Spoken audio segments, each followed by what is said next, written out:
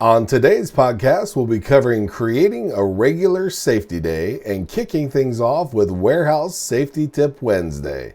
So stay tuned. Welcome to Warehouse Safety Tips. You can find the show notes to each episode, links to information mentioned on the podcast, the social media platforms we're on, and anything else related to the podcast at warehousesafetytips.com. Now, if you're a seasoned podcast listener, this podcast is going to be different from most you listen to. It's based around exactly what the name implies, warehouse safety tips. And since the people in this industry are busy, we know that time is money and each episode will be as short and to the point as possible. And now, with all of that out of the way, let's get to the podcast.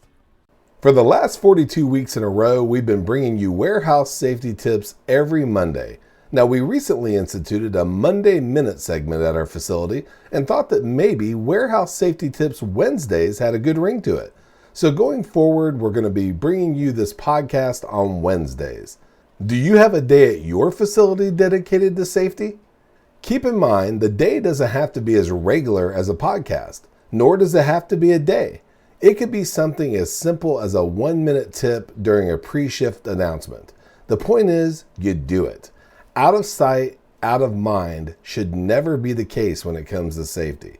And whether it's addressing a new safety sign or a floor marking, discussing a new or changing safety standard or practice, or going over an accident report, of which we hope are none, having times dedicated to safety is a great idea. We'll see you next week for another Warehouse Safety Tip Wednesday. Until then, have a safe day. Before moving on, here's a word from one of our sponsors.